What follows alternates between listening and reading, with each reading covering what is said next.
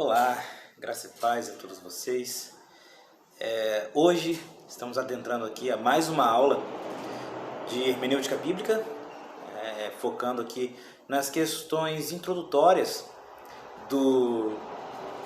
da questão hermenêutica, da questão textual. E essa é a aula 2, tá? E vamos falar nessa aula sobre gêneros textuais, tá? Tanto do Antigo Testamento quanto do Novo, tá? Só que do Novo Testamento eu vou deixar para falar em uma outra aula, tá? Para estar abordando com vocês melhor sobre cada vertente. Então hoje vamos fazer uma análise sobre os tipos textuais da Bíblia, tá? Então você aí que está fazendo o curso conosco, aproveite para aprender um pouco mais sobre as questões de gêneros textuais. Agora, antes da gente adentrar sobre os tipos de textos, deixa eu falar uma coisa com você. Você pode estar se perguntando aí, será mesmo que é importante eu saber qual tipo de texto estou lendo? Porque se é o mesmo Deus, né, a Bíblia é uma só, eu tenho que olhar para os textos de maneira espiritual. Será realmente que é assim que funciona? Então, deixa eu te perguntar uma coisa. Você quando vai se relacionar com alguém, seja qualquer tipo de pessoa, seja uma relação de amizade, seja uma relação amorosa, seja uma relação de pai e filho, é necessário ou não você conhecer a pessoa? É necessário ou não você entender quando ela está triste, quando ela está alegre, por que ela fala de tal maneira, porque em alguns momentos ela está um pouco mais apreensiva. Não é legal a gente conhecer as pessoas com quem a gente se relaciona? A mesma coisa são os textos. E eu não falo nem somente da escritura sagrada, mas falo também de qualquer tipo de texto. Se a gente for ler, por exemplo, um livro de literatura brasileira, a gente também tem que entender que literatura é essa. Se é uma literatura de cordel, se é um cântico infantil, se é uma literatura poética brasileira. Então, a gente tem que entender que tipo de literatura a gente está lendo. Seja qualquer livro que você lê. Tá? Então, frisando isso, vamos adentrar aos gêneros textuais para entender o que a Bíblia fala conosco através dos seus tipos de texto. Tá? Eu sou o professor D'Angelo Lopes e seja bem-vindo à aula de hermenêutica bíblica. Bom, os gêneros textuais do Antigo Testamento, em suas majoritariamente, digamos assim, não quero dizer que só existam esses tipos, mas os principais, os que mais abarcam todo o Antigo Testamento, são esses que estão aí: narrativa, lei, sapiencial, salmos e profecia. Bom, vocês podem estar se perguntando assim, professor, acho que você esqueceu aí de dois tipos que tem no Antigo Testamento, que é poesia e texto apocalíptico. Mas calma, vou falar de texto apocalíptico lá quando eu lecionar sobre gêneros textuais do Novo Testamento. E deixa eu falar uma coisinha sobre poesia hebraica para vocês. Na verdade, a poesia não é em si um gênero fechado como esses aí.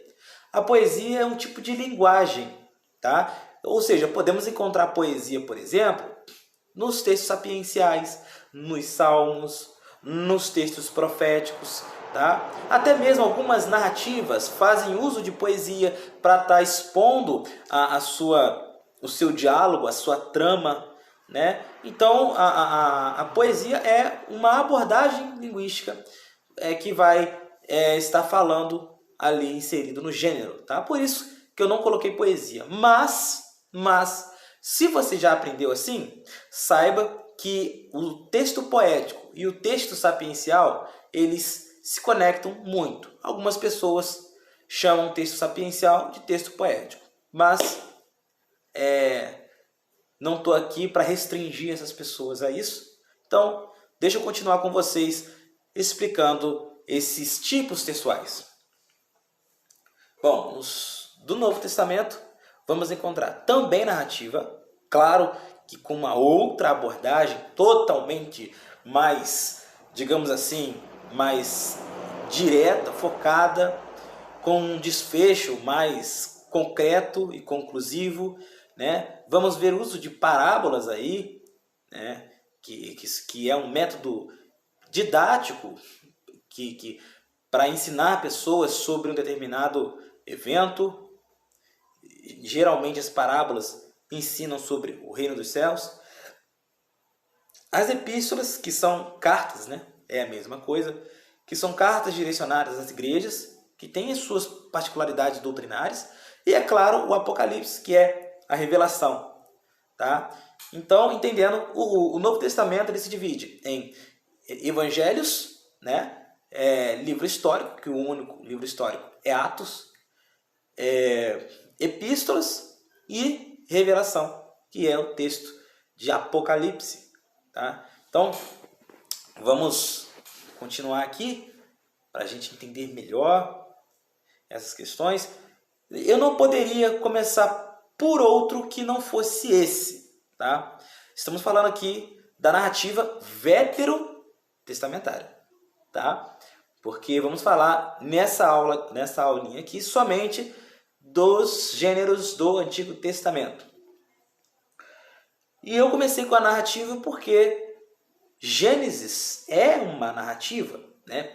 Em particular, Gênesis 1 e 2 é a narrativa da criação, Gênesis 3 é a narrativa da queda, Gênesis 4 é a narrativa do homicídio, né? Gênesis 5 é a narrativa das genealogias e por aí vai.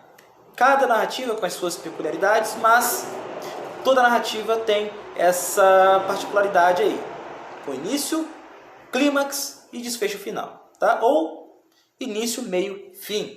Toda narrativa vai ter essa trama, tá? Outra questão é a literalidade maior do que os demais gêneros. A narrativa, por ser uma trama, por ser um diálogo que o autor está fazendo, nos revelando um evento, um acontecimento, tá? Ou uma genealogia explicando sobre essas questões, logo vai ter uma literalidade maior do que um texto poético, por exemplo, que às vezes faz uso de uma abordagem mais com figuras de linguagem, com símbolos. Tá? Já a narrativa não faz muito uso de símbolos. Tá? Algumas narrativas até têm elementos mitológicos, digamos assim. Se formos olhar para a narrativa da criação, vamos ver ali, por exemplo, que Deus teve uma intenção em colocar essa narrativa dessa maneira. Por exemplo, vemos ali que Deus faz o sol, né, depois de ter feito a luz. E nessa narrativa da criação, mostra que a natureza, os animais, os astros, o mar, a terra, tudo isso é criação de um único Deus.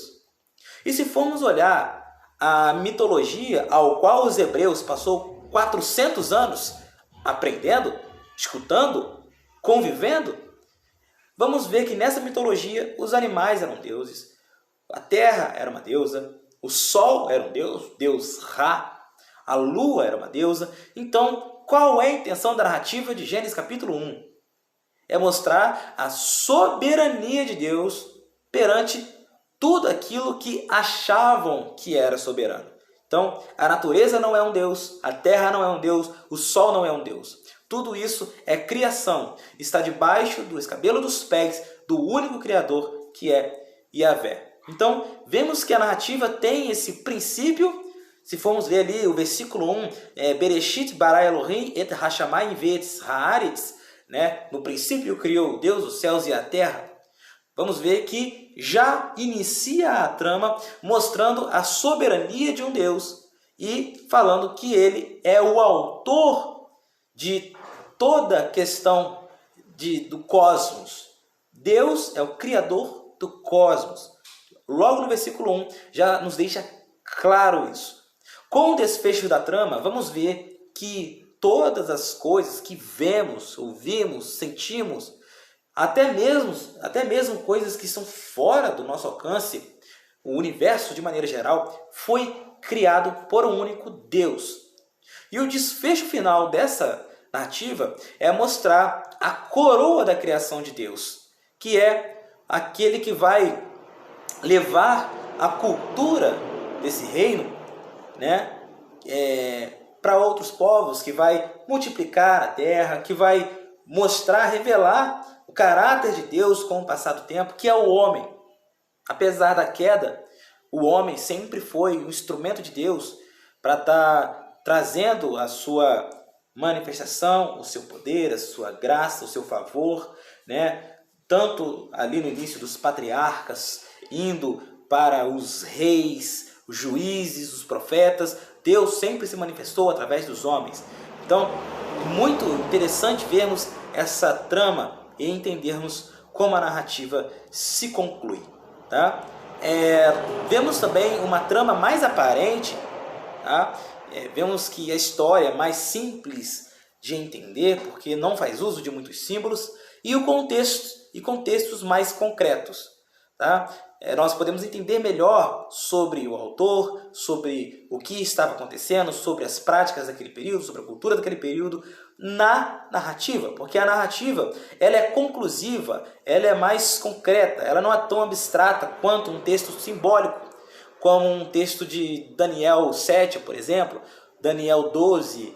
Tá? Então é claro que vai haver na narrativa algo mais concreto, algo mais palpável, tá bom? E é claro que nessas questões vamos conseguir entender questões de tempo e espaço, né? Saber que se está escrito na escritura, já aconteceu em um determinado tempo, em um determinado lugar. Então a gente vai se localizar geograficamente, historicamente. Vamos querer saber de coisas geográficas, como onde foi que o autor escreveu isso? Então vamos estudar sobre a Mesopotâmia, que é o início ali do Antigo Oriente. Tudo veio da Mesopotâmia, tanto a Suméria quanto o povo hebreu, né? Como Abraão, que veio da terra de Ur dos Caldeus, que hoje é o Iraque. Então, quando estudamos a trama, nós vemos que existe ali um espaço geográfico que nós podemos pesquisar sobre esse local e a história desse local. Vamos estudar também sobre as características do autor, a identidade dele, a personalidade dele, se ele é carismático, se ele é triste, se ele é fervoroso, se ele é colérico, né? Se ele é chorão, como Jeremias. Então, vamos entender melhor sobre esses aspectos na narrativa. Tá? Por exemplo, quando nós lemos o texto de Provérbios, o que vamos entender ali é que Salomão é um homem sábio. Isso aí é indiscutível. Mas a gente não consegue entender muito bem qual é a característica dele, os sentimentos dele. Vemos apenas sabedoria, mas fica mais difícil da gente ver a característica emocional do autor. Já na narrativa não. A narrativa já nos mostra uma característica literária do autor, como ele escreve, se ele é simples, se ele é erudito, né? E muitas outras questões, tá? Tudo isso é importante a gente olhar em qualquer texto. Se você quer entender o texto, entenda também sobre quem o escreveu. Entenda também o local que foi escrito. Entenda também o tipo de literatura usada pelo autor. Tá? Tudo isso é importante para a gente conhecer a escritura. Tá bom? Vamos dar prosseguimento aqui. O que é uma narrativa? Tá? A narrativa é o tipo de literatura mais usada na Bíblia. Aproximadamente 40% de todo o Antigo Testamento é narrativo, somado ao fato de que o Antigo Testamento compõe 3/4 de toda a Bíblia. Tá? Ou seja, grande parte da Escritura é o Antigo Testamento. Tá? E o Antigo Testamento é majoritariamente narrativo. E entendemos que o Novo Testamento também é majoritariamente narrativo. Tanto os evangelhos, principalmente o livro de Atos, que é um livro que conta histórias, eventos e acontecimentos, e é claro que vai usar narrativo, texto narrativo. Tá? Creio que 90% do texto do livro de Atos é narrativo, ou 95%. Quase todo ele é narração. Tá? E a narrativa torna-se a literatura mais comum da Escritura. Os seguintes livros no Antigo Testamento são compostos em grande medida ou inteiramente narrativas. Gênesis, Josué, Juízes, Rute, 1ª e 2ª Samuel, 1ª e 2ª Crônicas, Esdras, Neemias, Daniel, Jonas e Ageu. Além disso, Êxodo, Números, Isaías, Jeremias, Ezequiel e Jó contêm grandes partes narrativas.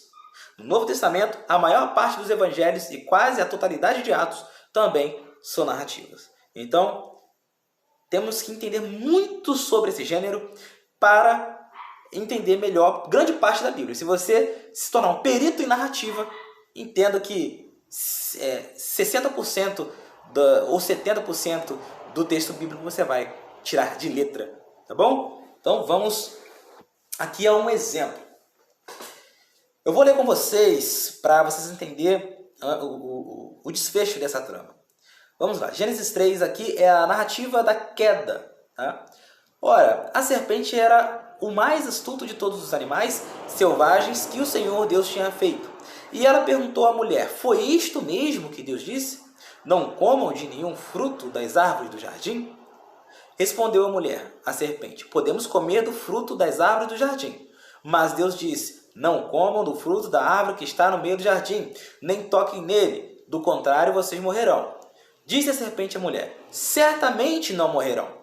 Deus sabe que no dia em que dele comerem, seus olhos se abrirão e vocês serão como Deus, conhecedores do bem e do mal. Quando a mulher viu que a árvore parecia agradável ao paladar, era atraente aos olhos, além disso, desejável para ela se obter discernimento, tomou do seu fruto, comeu e deu também a seu marido, que comeu também. Os olhos dos dois se abriram e perceberam que estavam nus. Então juntaram folhas de figueira para cobrir-se. Então, podemos ver que existe aí o início, né, o princípio da narrativa, que é quando a serpente faz a proposta a Eva. Existe o clímax, que é quando Eva aceita a indagação da serpente, né? Ela concorda com a serpente, acaba caindo na tentação.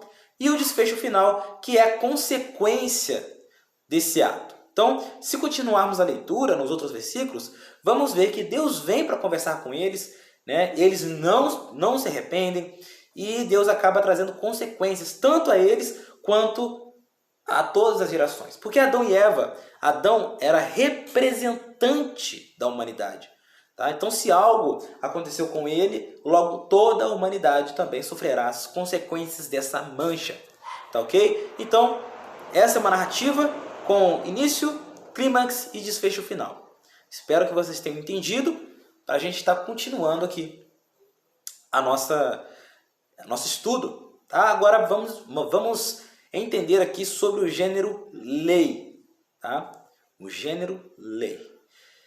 Antes de tudo, o Pentateuco ou a Torá não quer dizer lei no sentido jurídico. Olha só, geralmente quando eu chego para alguém e falo assim, olha, você tem que seguir a lei. O que vem na nossa mente? Constituição, né? Claro, leis, portarias, decretos e que temos que seguir na nossa nação, mas nós não podemos olhar para a lei bíblica e interpretá-la de maneira jurídica. Porque a Torá, ela tem um sentido instrutivo, tá? A Torá quer dizer instrução. Logo, a lei está sendo aplicada de maneira didática e não jurídica. Nunca os hebreus olharam para a lei de forma jurídica, tá? A lei era uma questão que estava entranhada no coração dos hebreus. Não era algo assim, é a lei, eu vou seguir porque é a lei. Não. Tá? Então, entenda uma coisa, eles não conseguiam seguir a lei porque eles eram incapazes, porque eles eram caídos. Tá? Todavia, eles guardavam a lei no coração, porque a lei é instrutiva. Tá? Ela é instrutiva, ela não é jurídica. Pelo menos a lei bíblica. Tá? A Torá não é composta apenas de lei. Na verdade, apenas uma parte dos 5 livros da lei é composta de lei. Então, basicamente, 23 a 26% de todo o Pentateuco é lei.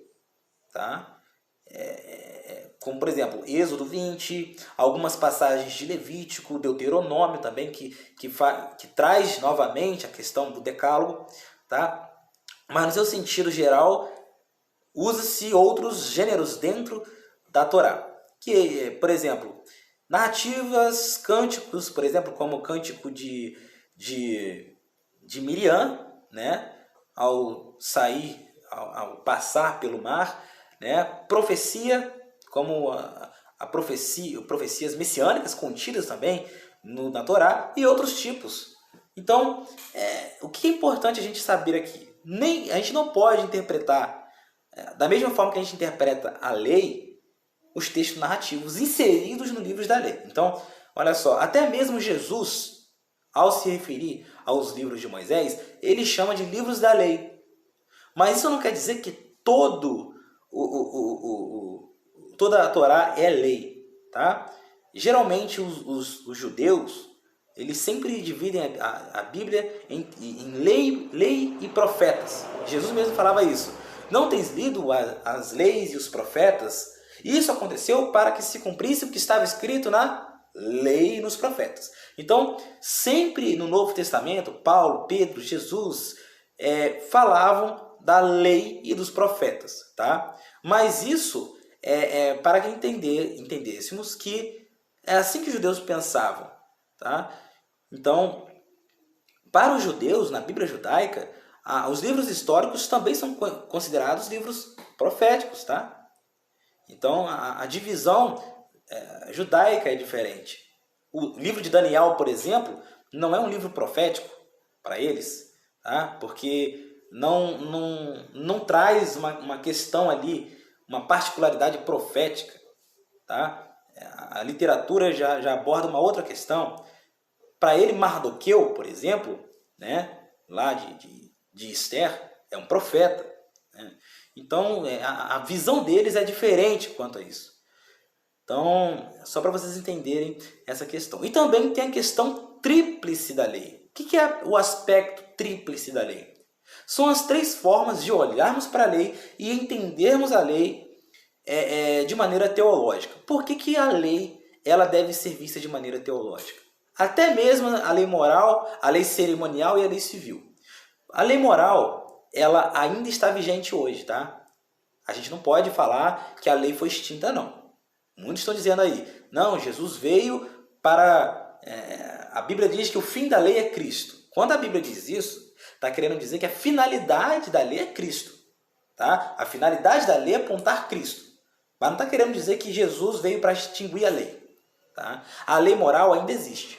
Senão, a gente poderia roubar, poderia cobiçar a mulher do próximo, poderia idolatrar outros deuses. Se a gente não pode, temos que entender que a lei ainda está em andamento, ainda existe. O que foi extinto foi a lei cerimonial e a lei civil, no seu sentido no seu sentido literário, seu sentido literal, melhor dizendo.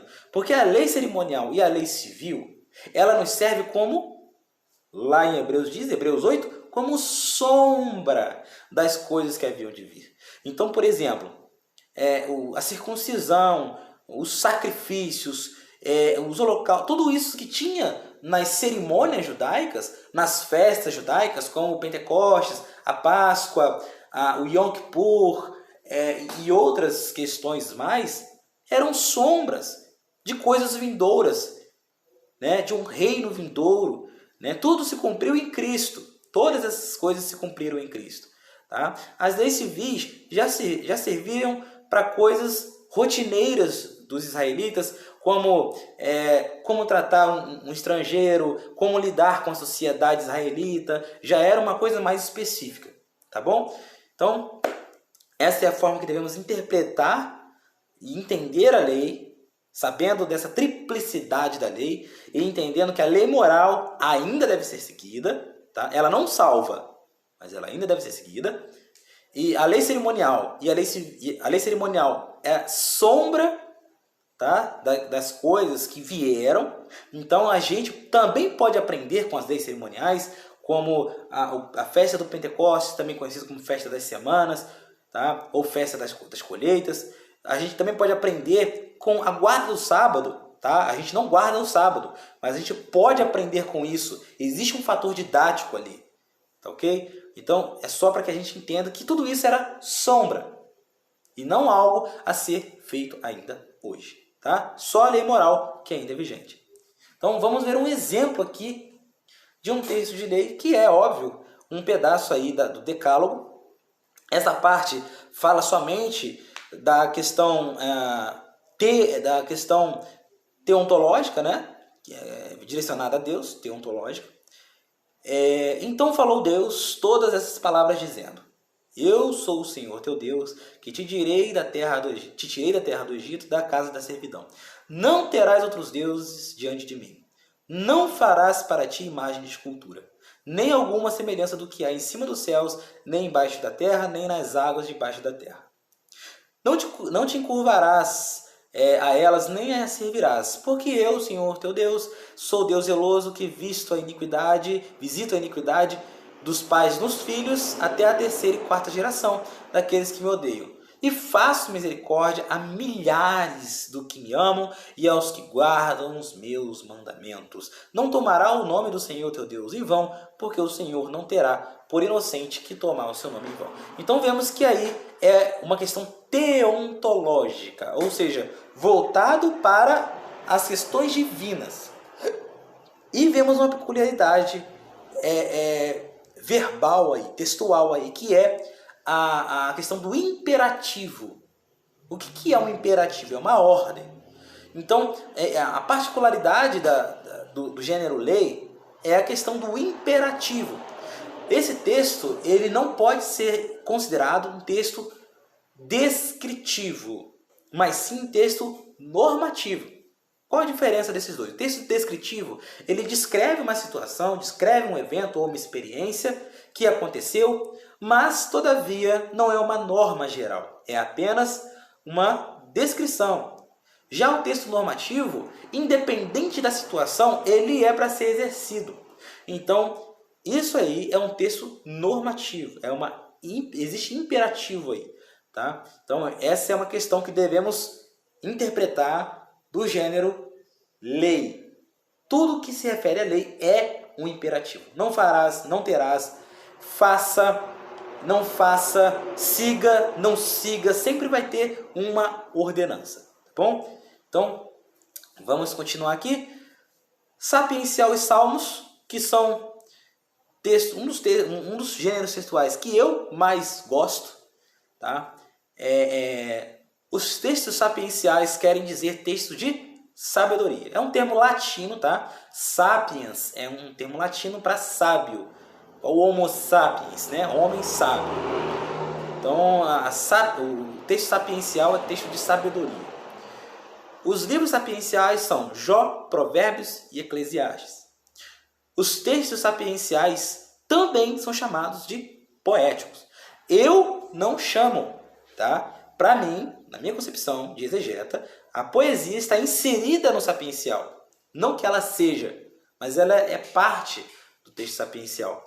Mas vocês vão frequentar aí talvez até algum seminário que possa te ensinar dessa maneira, que texto poético e sapiencial é basicamente o mesmo, e isso pode acabar te confundindo. Então, vou te ensinar das duas formas, tanto como conectados, sendo o mesmo, quanto como poético, fazendo parte, tá, do sapiencial. A poesia e também a literatura sapiencial fazem muito uso de paralelismos, tá?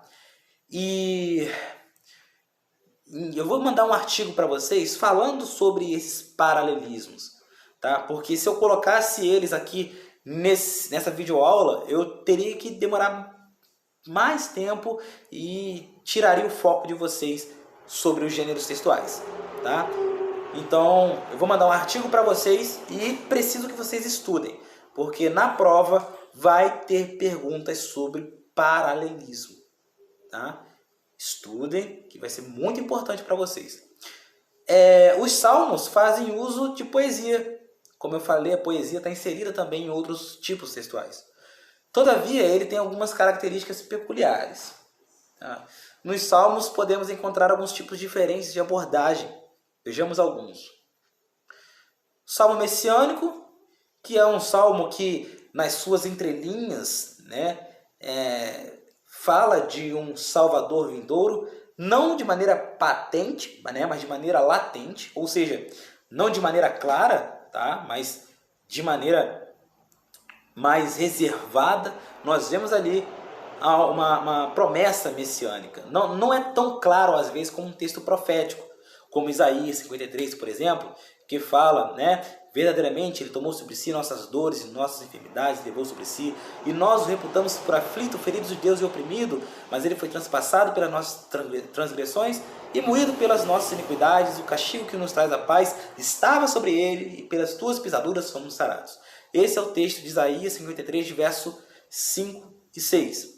E está claro que é um texto messiânico, que está falando de um Salvador que sofrerá pelo seu povo. Tá? Já os salmos não são tão claros quanto a isso. Existe também o salmo imprecatório, que é o salmo mais mal entendido no meio teológico, né? Que são aqueles salmos em que o salmista impreca um juízo sobre alguém.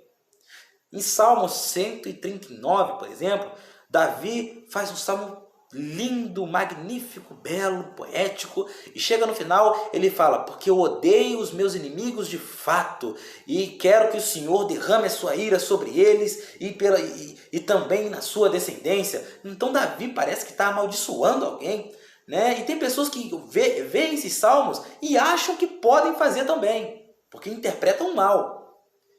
Né? Já vi várias pessoas falando: eu amaldiçoo a vida dele porque Davi também fazia. Não é assim. Tá? Temos que tomar cuidado com os salmos imprecatórios, porque isso mostra uma questão de justiça da parte de Davi ou do salmista.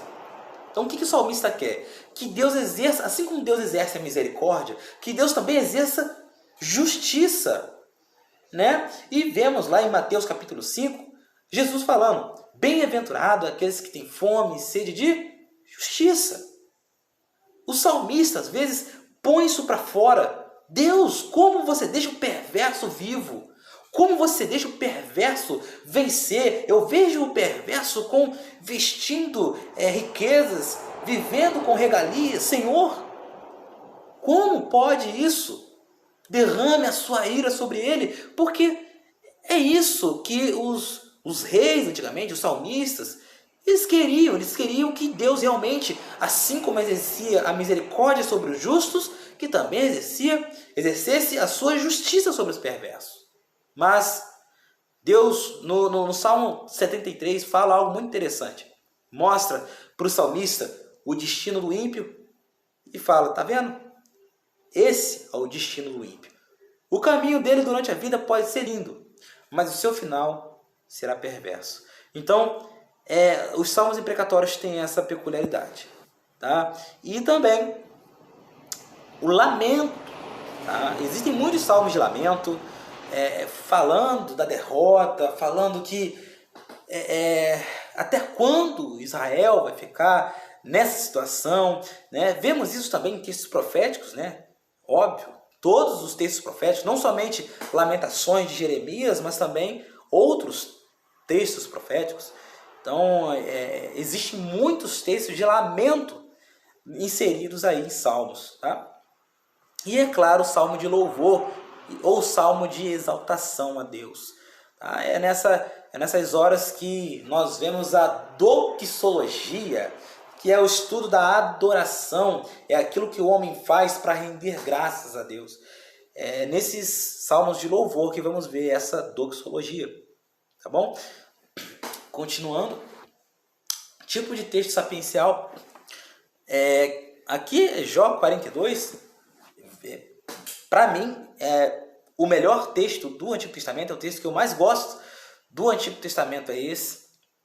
Então respondeu Jó ao Senhor dizendo: bem sei eu que tu podes, e que nenhum dos teus propósitos pode ser impedido. Quem é este que sem conhecimento encobre o conselho? Por isso relatei o que eu não entendia, coisas que para mim eram inescrutáveis e que eu não entendia. Escuta-me, pois, e eu falarei, e eu te perguntarei, e tu me ensinarás. Com o ouvir dos meus ouvidos ouvi, mas agora te veem os meus olhos.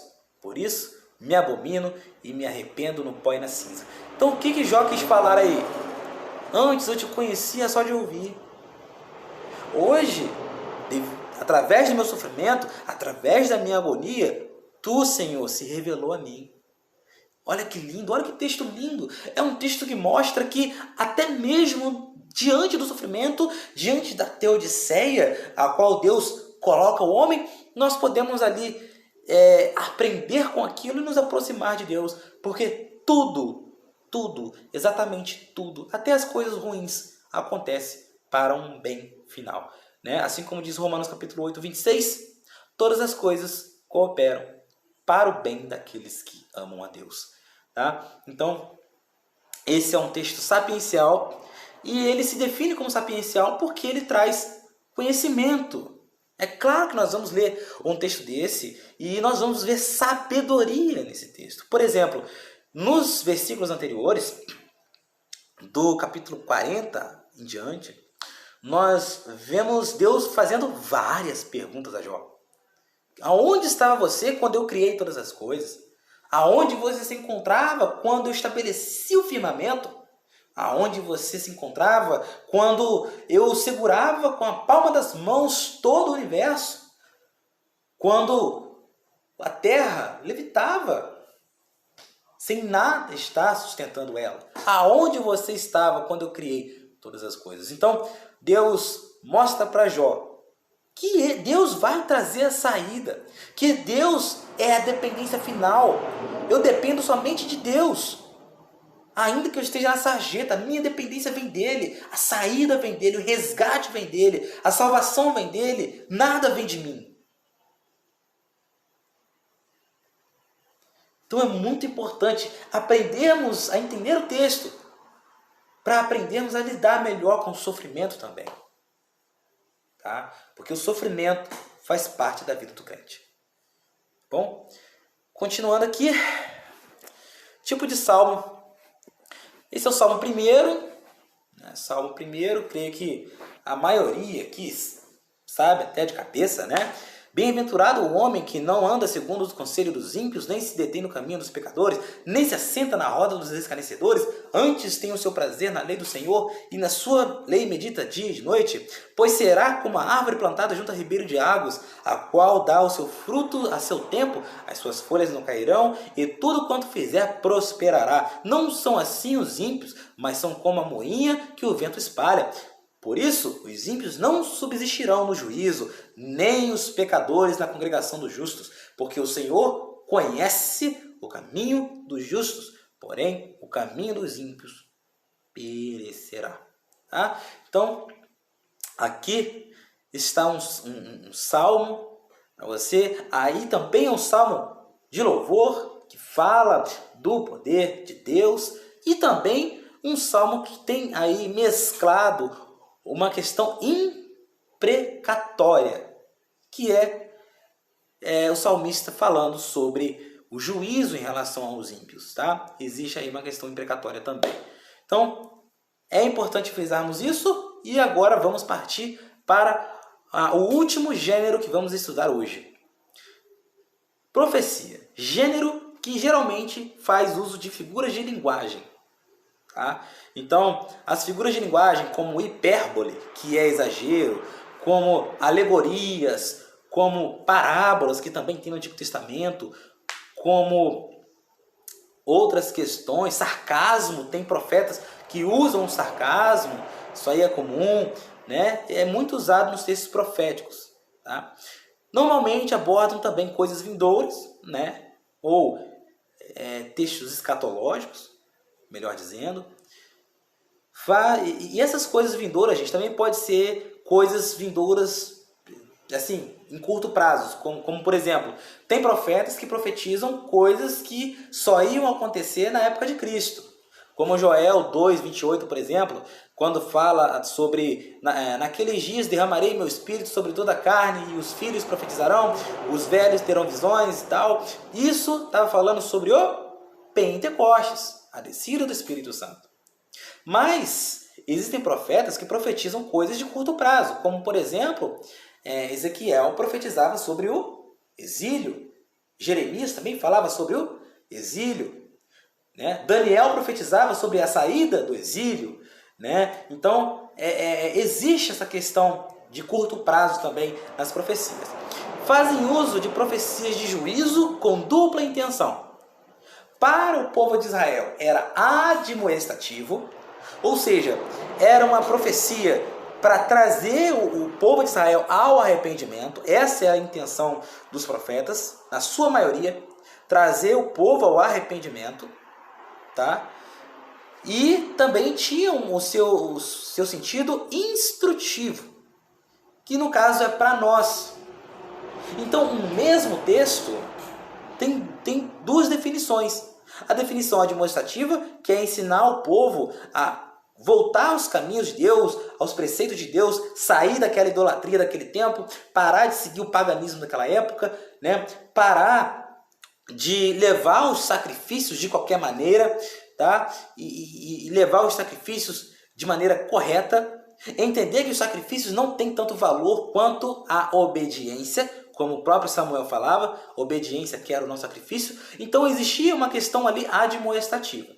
E também existe no mesmo texto uma questão instrutiva, que mesmo tais profecias já acontecendo, como o exílio, por exemplo, o exílio já aconteceu. Mas sabemos que isso nos serve como instrução, para que nós não pratiquemos as mesmas coisas que Israel estava praticando, que Judá estava praticando ao se afastar de Deus, a idolatrar deuses pagãos, a seguir preceitos mundanos. Então, sabemos que a profecia tem esse fator, tá? E agora chegamos ao fim da nossa aula. Caso vocês queiram um exemplo de profecia, que eu não coloquei aí, mas eu vou dar um exemplo para vocês de Isaías 53. Um texto curto, 2 versículos, mas vocês vão entender o fator profético ali, tá? Verdadeiramente, ele tomou sobre si nossas dores e nossas enfermidades e levou sobre si. E nós o refutamos por aflito, ferido de Deus e oprimido. Mas ele foi transpassado pelas nossas transgressões e moído pelas nossas iniquidades. O castigo que nos traz a paz estava sobre ele e pelas suas pisaduras fomos sarados. Olha que interessante. O texto profético, às vezes, ela não respeita fatores temporais de verbos, nem de pronomes. Tá? Por exemplo, a questão do verbo estar no futuro, como deveria ser falado?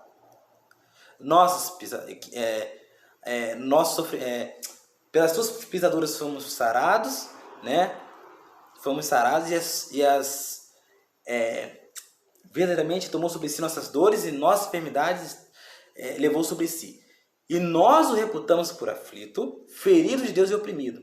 Mas ele foi transpassado pelas nossas transgressões, ou seja, transpassar no futuro não é transpassado. Transpassado está no verbo pretérito, tá? Pelas nossas transgressões e moído pelas nossas iniquidades. O castigo que nos traz a paz estava. Então, olha só, a profecia de Isaías 53 era de algo futuro, mas ele usou o verbo no passado. Então, alguns judeus, como desculpa para dizer que ele não estava falando sobre um Messias vindouro, falam que esse texto estava se referindo a alguém que já viveu naquele tempo. Tá? Não mesmo, estava falando sobre o Messias. Só que a profecia, ela tem esse aspecto atemporal. Isaías não estava preocupado em que entendêssemos se o verbo estava no passado, presente ou futuro. Ele estava falando de uma questão atemporal. A profecia, às vezes, ela decorre na questão da eternidade. Então, às vezes, você vai ver uma profecia com o verbo futuro, às vezes você vai ver uma profecia com o verbo presente, e às vezes você vai ver uma profecia com o verbo passado, como é a questão de Isaías, capítulo 53. Tá? Mas é uma profecia messiânica, tá ok? Então, espero que vocês tenham entendido essa aula. Aqui estamos concluindo essa segunda aula do módulo 1 e espero que Deus esteja edificando o coração de vocês através da minha vida. Que Deus os abençoe.